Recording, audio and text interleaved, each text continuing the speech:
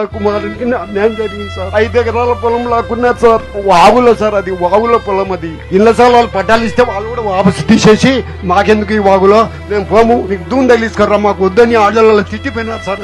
మాకు మళ్ళా మా లోకేశ్వర్ గారు సారు మా అబ్బాయి వచ్చినప్పుడు చెప్పుకుందాం నేను వచ్చినాను సార్. నేను ఇక్కడికి ప్రభుత్వం వస్తుంది, మీరు దయచేసి మా కుమారుకి న్యాయం చేయండి సార్. తాతయ్య ధైర్యంగా ఉండండి. మీ బాధ ఆవేదన నాకు అర్థమైంది. మీకే కాదు, ఇట్లా దాదాపు 800 కోట్ల రూపాయలు ఈ సెంటు స్థలాలు భూసేకరణ ఎక్కడైతే చేశారో అక్కడ బాకీలు పెట్టింది ఈ ప్రభుత్వం. ధైర్యంగా ఉండండి. మీ వివరాలు ఇవ్వండి. నేను కలెక్టర్ గారు కూడా లెటర్ రాస్తా. తప్పనిసరిగా మీ తరపున పోరాడతా. ఈ ప్రభుత్వం మారుతుంది. వచ్చిన వెంటనే తప్పనిసరిగా మీకు న్యాయం చేసే బాధ్యత నేను తీసుకుంటాను. మీకే కాదు, రాష్ట్ర వ్యాప్తంగా బీసీ, ఎస్సీ, ఎస్టీ సోదరుల దగ్గర, రైతుల దగ్గర కూడా భూములు లాక్కుంది ప్రభుత్వం. దాదాపు 800 కోట్ల రూపాయలు బకాయిలు పెట్టింది ప్రభుత్వం. రేపు అధికారులకు వచ్చిన తర్వాత అది కూడా ఆ రైతుల్ని కూడా ఆదుకునే బాధ్యత మేము తీసుకుంటాం.